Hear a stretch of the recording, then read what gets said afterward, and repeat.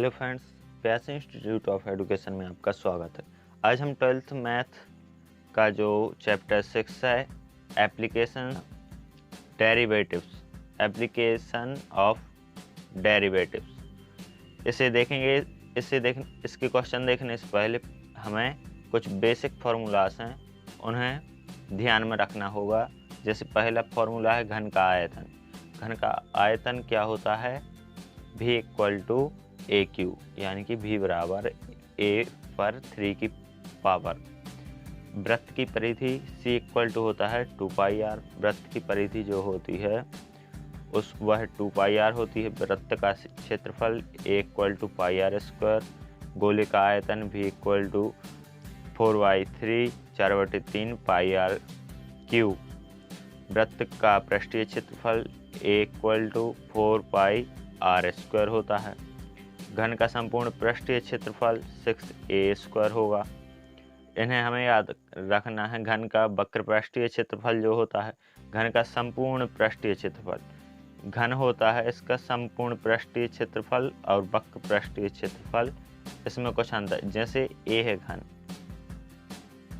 a घन है तो इसका संपूर्ण पृष्ठीय क्षेत्रफल, मतलब कि 6 फलक हैं तो उन 6 फलकों का क्षेत्रफल होगा 6a स्क्वायर। और घन का वक्र पृष्ठीय क्षेत्रफल, यानी कि ऊपर और नीचे की फलक को छोड़कर जो क्षेत्रफल होगा वह 4a स्क्वायर होगा। शंकु का वक्र पृष्ठ होगा पाई आर एल। वृत्त की परिधि होगी 2 पाई आर। अर्धगोले का संपूर्ण पृष्ठीय क्षेत्रफल 3 पाई आर स्क्वायर होगा। अर्धगोले का आयतन 2/3 पाई आर क्यू होगा। और बेलन का आयतन होगा पाई आर स्क्वायर एच। बेलन का वक्र पृष्ठ होगा 2 पाई आर एच। संपूर्ण पृष्ठ 2 pi are are plus H.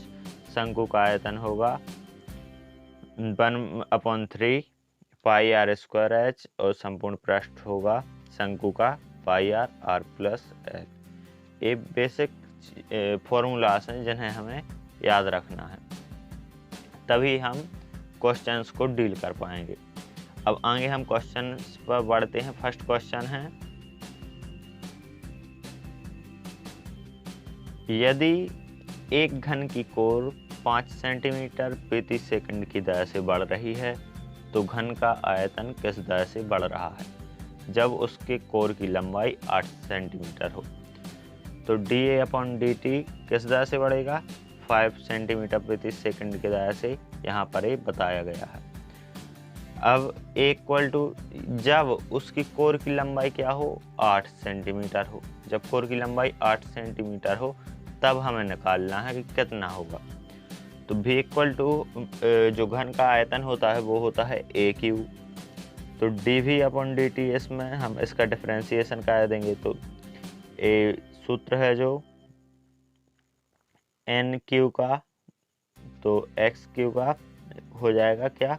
n Q है तो 3n स्क्वायर, यानी कि ए सूत्र तो आपको बेसिक है जो डिफरेंशिएशन का वो आता होगा, तो 3a स्क्वायर हो जाएगा और dA/dt हो जाएगा a वाला।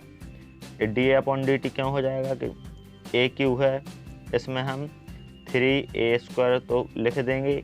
अब इस a का फिर से हम डिफरेंशिएशन करेंगे, तो डिफरेंशिएशन करने पर dA/dt a लिखेंगे। अब dA/dt हमें दिया गया है कि कितने से बढ़ रहा है, कितने में परिवर्तन हो रहा है, तो 5 सेंटीमीटर प्रति सेकंड की दर से, तो 5 इसका आंसर हो जाएगा। और a हमें दिया है कि जब घन की कोर कितनी हो? 8 सेंटीमीटर हो।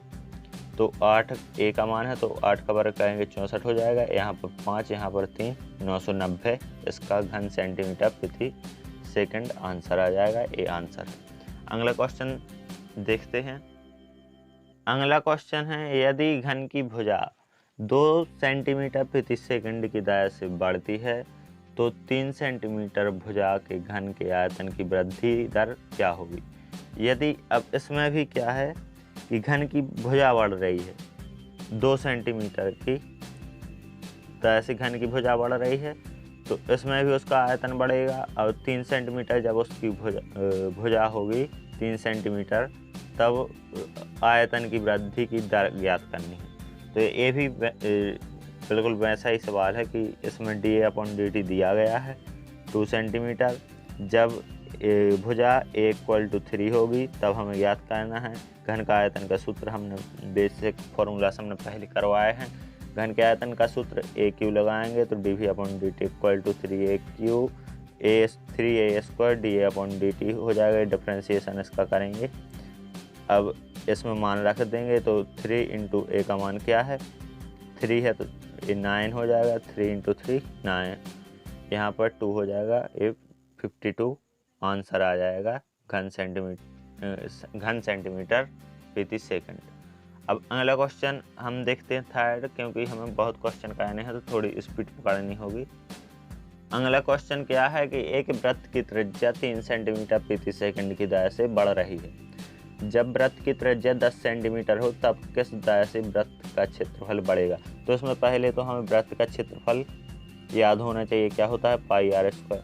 अब वृत्त की जो त्रिज्या है वो 3 सेंटीमीटर दर से बढ़ रही है, यानी कि उस 3 सेंटीमीटर की दर से बढ़ी है, यानी कि उसका जो क्षेत्रफल है वो कितने से बढ़ेगा। dR/dt क्या हो जाएगा, त्रिज्या है ये 3 से बढ़ रही, तो dR/dt हो जाएगा 3 सेंटीमीटर प्रति सेकंड। 3 सेंटीमीटर प्रति सेकंड हो जाएगा, क्योंकि dt करेंगे तो dR/dt हो जाएगा क्या, 3 सेंटीमीटर प्रति सेकंड हो जाएगा। ये dR/dt R हो जाएगा 10 सेंटीमीटर। क्यों, जब त्रिज्या r हो, इसमें दिया गया है कि dR/dt त्रिज्या में परिवर्तन दिया गया है 3 सेंटीमीटर प्रति सेकंड, और जब त्रिज्या r हो ये निश्चित हमें दिया गया है। वृत्त का क्षेत्रफल क्या होता है πr², तो dA/dt इसमें लगाएंगे तो इसका डिफ्रेंशिएशन करेंगे। डिफ्रेंशिएशन ऑफ πr², इसमें हो जाएगा 2r पाई और r² है तो इसका 2r हो जाएगा, तो 2πr हो जाएगा। और r का फिर से डिफ्रेंशिएशन करेंगे तो dR/dt आ जाएगा। dR/dt का मान हमें पहले से दिया हुआ है 3, इसमें हम मान रखेंगे 2π आ जाएगा। 10 मान है किसका, त्रिज्या जब 10 दी गई हो, 3 है dR/dt का मान, 60 पाई आ जाएगा, 60 पाई वर्ग सेंटीमीटर हमारा आंसर आ जाएगा। अगला क्वेश्चन देखते हैं। अगला क्वेश्चन है, एक तालाब में एक पत्थर फेंका जाता है जिसके कारण तरंगें 3 सेंटीमीटर प्रति सेकंड के वेग से वृत्तों में उठती हैं। जिस समय किसी वृत्ताकार तरंग की त्रिज्या 6 सेंटीमीटर हो तो परिबद्ध क्षेत्र किस गति से बढ़ रहा है। तो तालाब में पत्थर फेंकने पर क्या वृत्त उत्पन्न होंगे, तो इसकी जो पहला क्वेश्चन है उसी प्रकार है। तो इसकी जो त्रिज्या है वो बढ़ेगी, तो दर दी गई है, त्रिज्या की दर, यानी कि dR/dt हमें दिया गया है। dR/dt क्या 3 सेंटीमीटर प्रति सेकंड की दर से बढ़ रही है।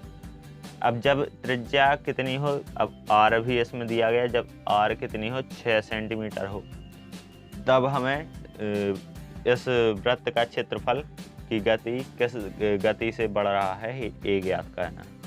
तो dR/dt 3 सेंटीमीटर प्रति सेकंड है, इसमें वृत्त का क्षेत्रफल πr² होता है। dA/dt फिर से हम क्षेत्रफल का क्या करेंगे, डिफ्रेंशिएशन करेंगे, 2πr आता है और dR/dt आता है, इसमें हम मान रख देंगे 6 सेंटीमीटर हो, r = 6 सेंटीमीटर हो, तो तब ए हमें दिया गया है। 2πr यानी कि 6 मान रखेंगे, 36 पाई आ जाएगा सेंटीमीटर स्क्वायर सेंटीमीटर प्रति सेकंड, ए आंसर आ जाएगा। अगला क्वेश्चन देखते हैं। 6th क्वेश्चन दिया गया है हमें, एक वृत्त की त्रिज्या 2 सेंटीमीटर प्रति सेकंड की एक समान दर से बढ़ रही है। इसमें भी त्रिज्या बढ़ रही है, यानी कि dR/dt, त्रिज्या परिवर्तित हो रही है, यानी कि dR/dt होगा। dR/dt का मान क्या है, 2 सेंटीमीटर। और क्षेत्रफल में वृद्धि किस दर से होगी, जब त्रिज्या 10 सेंटीमीटर हो। तो जब त्रिज्या क्या है 10 सेंटीमीटर है r का मान, तब हमें क्षेत्रफल में वृद्धि याद करनी है। तो dR/dt 2 सेंटीमीटर प्रति सेकंड दिया गया है, वृत्त का क्षेत्रफल होता है equal to pi R square, D upon D T 2 pi R आएगा। मान रखेंगे आर बराबर 10 सेंटीमीटर पर हमें ज्ञात करना है। हल इसमें 2 पाई आर होगा, 2 इंटू 2 4 हो जाएंगे और 10 में करेंगे तो 45 हो जाएगा, 40 पाई स्क्वायर सेंटीमीटर प्रति सेकंड ये इसका हो जाएगा। अगला देखते हैं। 7th क्वेश्चन है क्या है कि 7th क्वेश्चन भी है, जब शांत जल में पत्थर फेंकने से वृत्तीय तरंग बनती है जिसकी त्रिज्या 2 सेंटीमीटर की दर से बढ़ रही है। ये भी डिक्टो वैसा ही सवाल है जो आप अब कर लेंगे कि वृत्तीय तरंग के इसमें D R upon D T 2 centimetre प्रति सेकंड दिया गया है और जब त्रिज्या 7 सेंटीमीटर हो तो क्षेत्रफल में वृद्धि की दर ज्ञात करेंगे। अगला क्वेश्चन देखते हैं। अगला क्वेश्चन है, एक गुब्बारे की त्रिज्या 10 सेंटीमीटर प्रति सेकंड की दर से बढ़ रही है। जब गुब्बारे की त्रिज्या 15 सेंटीमीटर है तब किस दर पर गुब्बारे की सतही क्षेत्रफल बढ़ रहा है। तो इस पर भी हमें गुब्बारे की त्रिज्या कितने, वृत्त का क्षेत्रफल का इसमें भी लगेगा। गुब्बारे की त्रिज्या है 10 सेंटीमीटर की दर से बढ़ रही है, मतलब परिवर्तन त्रिज्या में हो रहा है। D R upon D T equal to हो जाएगा 10 सेंटीमीटर प्रति सेकंड। और जब त्रिज्या 15 हो, जब आर का मान 15 हो तब हमें ज्ञात करना है। तो इसमें D R upon D T हमें दिया गया है, आर इक्वल टू 15 सेंटीमीटर। वृत्त का पृष्ठीय क्षेत्रफल क्या, अब इसमें क्या करना है कि किस दर पर गुब्बारे का सतही क्षेत्रफल, इसमें सतही क्षेत्रफल बढ़ रहा है उसकी दर पूछ रहे हैं। तो सतही क्षेत्रफल के लिए वृत्त का पृष्ठीय क्षेत्रफल है जो उसका सूत्र लगेगा। वृत्त का पृष्ठीय क्षेत्रफल क्या होता है 4 पाई आर स्क्वायर। अब D A upon D T हमें ज्ञात करना है कि किस दर से बढ़ रहा है, तो हमें D A upon D T ज्ञात करेंगे तो इसका डिफरेंशिएशन हो जाएगा।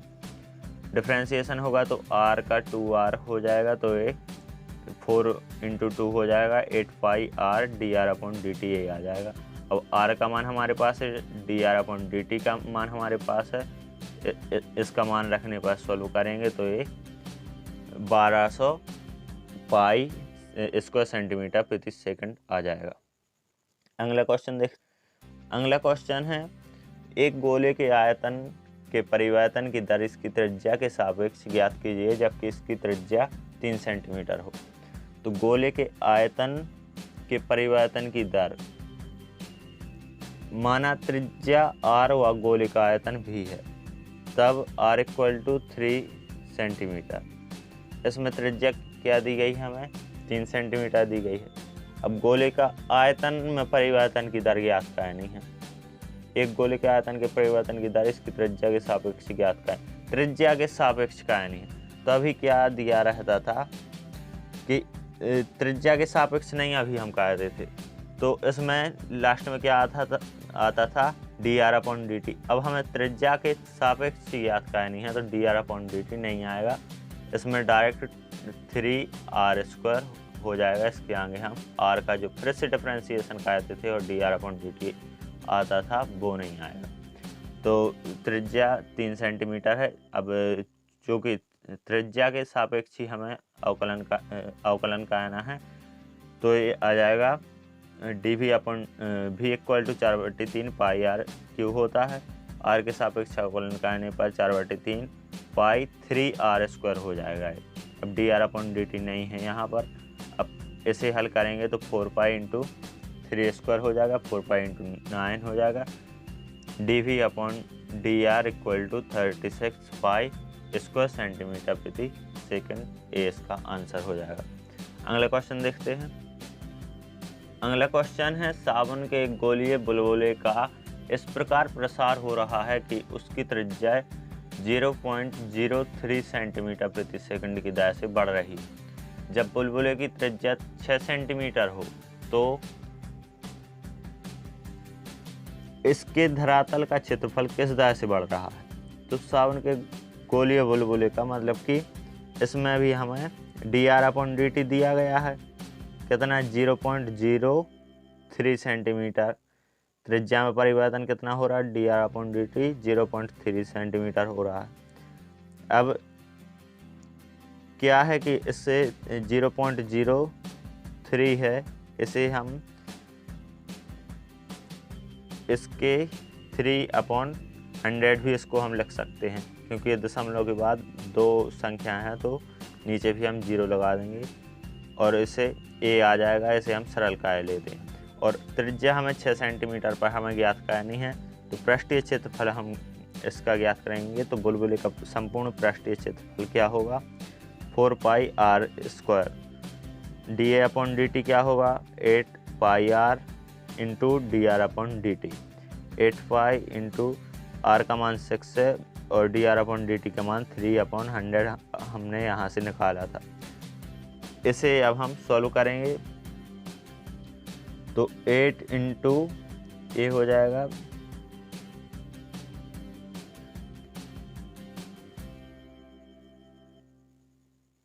इसमें हम पाई का मान रख देंगे। यहाँ पर पाई का मान रखने के बाद हम सॉल्व करेंगे तो इसका आंसर आ जाएगा 4.5216 ए आंसर आएगा। इसे सॉल्व करने पर पाई का मान रखने पर घन सेंटीमीटर प्रति सेकंड स्क्वायर सेंटीमीटर प्रति सेकंड इसका आंसर आएगा। अगला क्वेश्चन है, किसी गोले की त्रिज्या की वृद्धि दर 0.4 सेंटीमीटर प्रति सेकंड है। इसके आयतन की वृद्धि दर ज्ञात कीजिए जबकि त्रिज्या 5 सेंटीमीटर हो। अब गोले की वृद्धि दर यानी कि त्रिज्या में परिवर्तन d/dr 0.4 दिया गया है हमें। 0.4 को हम 4/10 भी लिख सकते हैं। अब जब त्रिज्या 5 सेंटीमीटर हो तब हमें गोले का इसके आयतन में वृद्धि दर ज्ञात करनी है। तो आयतन का सूत्र लगाएं। गोले का आयतन होता है 4/3 πr3। dV/dt हम ज्ञात करेंगे 4/3 पाई 3r²। डिफ्रेंसिएशन होगा r³ का, dr/dt आ जाएगा 4/3 पाई इंटू 3 इंटू 5² इंटू 4/10। इसे हम सॉल्व करेंगे और जो कटेगा उसे काट के 40 पाई यानी कि 40 पाई स्क्वायर सेंटीमीटर प्रति सेकंड आ जाएगा इसका आंसर। अगला क्वेश्चन देखते हैं। अगला क्वेश्चन है, एक बर्तन में पानी का आयतन v घन सेंटीमीटर तथा पानी की गहराई x सेंटीमीटर है। इनमें संबंध निम्नानुसार हैं। v = इसमें क्या दिया गया है कि v = 5x² minus x³ a दिया गया है। यदि बर्तन में पानी 5 सेंटीमीटर घन सेंटीमीटर प्रति सेकंड की दर से डाला जाता है तो गहराई में वृद्धि दर ज्ञात कीजिए जबकि x = 2 सेंटीमीटर है।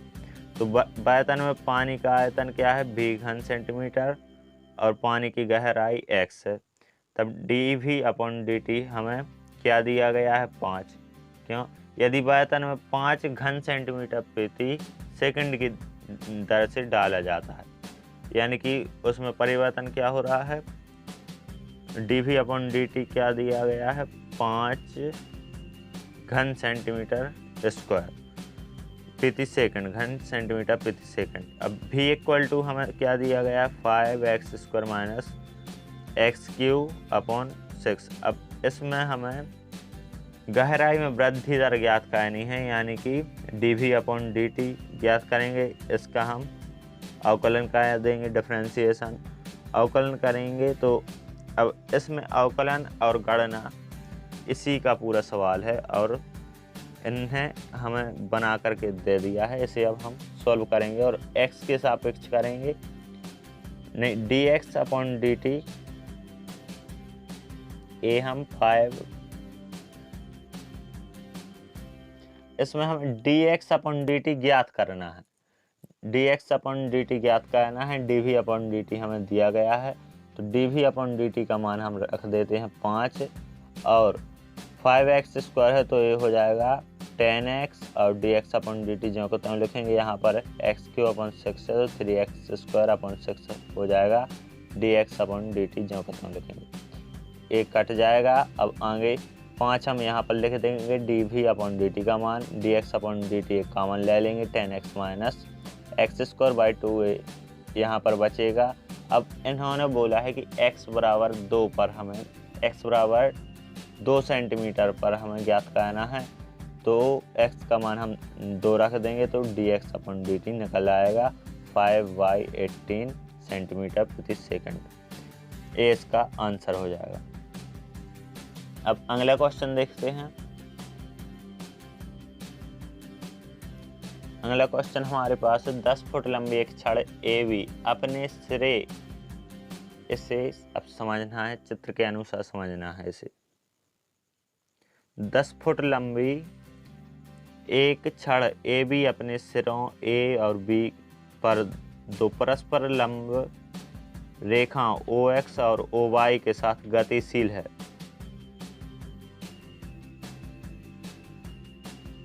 दस फुट लंबी एक छड़ है, A है 10 फुट लंबी, AB एक छड़ है, हमने माना। अब OX यानी कि X अक्ष और Y अक्ष OX और OY के साथ गतिशील है। OX और OY के साथ क्या है, गतिशील है। अब AO से यानी कि जो A है O से 8 फुट दूरी पर स्थित, मतलब कि OA की लंबाई क्या 8 फुट हमें दी गई है, 8 फुट, और दूर जाने की दिशा में 2 फुट प्रति सेकंड की दर से चल रहा है। अब इसकी O से A दूर जा रहा है कितने से, 2 फुट प्रति सेकंड की गति से चल रहा है। अब OA को हम x मान लेते हैं और OB को हम y मान लेते हैं। अब x में परिवर्तन हो रहा है यानी कि dx/dt क्या हो जाएगा हमारे पास 2, dx/dt क्या हो गया हमारे पास 2 फुट प्रति सेकंड, 2 फुट प्रति सेकंड हो जाएगा। अब AB बराबर 10 फुट है, OA हमने x माना, OB y माना। dx/dt यानी कि ये बढ़ रहा है 2 फुट प्रति सेकंड की दर से, A इस तरफ जा रहा है A O से। अब dy/dt हमें ज्ञात करना है। इसमें क्या बोल रहे हैं कि दूर जाने की दिशा में 2 फुट प्रति सेकंड की गति से चल रहा है, तो बताइए B किस गति से चल रहा है। अब B किस गति से चल रहा है, दूर जा रहा है या पास आ रहा है, किस गति से चल रहा है, यानी कि y में किस प्रकार परिवर्तन हो रहा है, यानी कि dy/dt हमें ज्ञात करना है। अब त्रिभुज AOB में पाइथागोरस प्रमेय, त्रिभुज AO और B में पाइथागोरस हम प्रमेय लगाएंगे, इसमें और इसमें। AOB में तो x² प्लस y² आधार का वर्ग प्लस क्या है लंब का वर्ग इक्वल टू कर्ण का वर्ग। कर्ण क्या है 10 है तो ये 100 हो जाएगा, x² और y²। अब x का मान हमारे पास दिया गया है कितना है 8, क्वेश्चन में कितना 8 फुट की दूरी पर है AO से, तो 8 हम यहाँ पर मान रख देंगे। x² plus y² equal to 100 हो जाएगा, 8x का मान रखेंगे, y² जो कहते हो। अब a कितना हो जाएगा 100 में से a 64 जाएंगे तो 36 बचेंगे, और y² है ये रूट में जाएगा तो 6 बचेगा। अब आगे देखते हैं 6 बचेगा, फिर समीकरण 1 से हम फिर से लेंगे यही x² plus y² equal to 100। अब t के सापेक्ष हम अवकलन कर देंगे। ए इतना ध्यान रखना है, अभी हम एक बार और समझा देंगे पूरा सवाल। t के सापेक्ष अवकलन करेंगे, x² का 2x हो जाएगा, dx/dt a आ जाएगा क्योंकि t के सापेक्ष कर रहा है, तो dx/dt आ जाएगा, और y² का हम 2y हो जाएगा और dy/dt आ जाएगा। 100 का 0 हो जाएगा अवकलन, क्योंकि अचर पद का 0 ही होता है। इसे सॉल्व करेंगे, x का मान हमारे पास है, dx/dt का मान हमारे पास है, तो यहाँ पर इसके मान है, और 2 का हमारे पास मान है, और y का हमने ये 6 निकाला है, तो ये भी आ गया। अब dy/dt बस बचा, तो इसी का तो हमें मान चाहिए। सॉल्व करेंगे तो पूरा हम इसे सॉल्व करेंगे तो dy/dt का 8/3 मान आ जाएगा, यही इसका आंसर। एक बार और पहले से समझ लेते हैं। 10 फुट लंबी एक छड़ है, 10 फुट लंबी AB एक छड़ है। अब इसमें OX और OY के साथ जो गतिशील है, A है जो O से 8 फुट की दूरी पर है और 2 फुट की दूरी से दूर जा रहा है, यानी कि dx अपॉन, इसे हमने x माना, इसे y माना है, यानी कि dx अपॉन dt या 2 हो गया, dy अपॉन dt यानी कि, तो b की किस गति से चल रहा है, यानी कि y की हमें एक ज्ञात करनी है, ये हमने मानी है x y, क्वेश्चन में नहीं दिया है, एक ज्ञात करनी है। अब dx अपॉन dt 2 है। अब इसमें हम पाइथागोरस प्रमेय लगा देते हैं, तो आधार का वर्ग प्लस क्या हो जाता है, लंब का वर्ग इक्वल टू कर्ण का वर्ग, X square plus Y square equal to 100 हो जाता है। एक्स स्क्वायर, अब हमें वाई का मान चाहिए तो एक्स का मान रख देते हैं, तो यहाँ से हम वाई का मान निकाल लेते।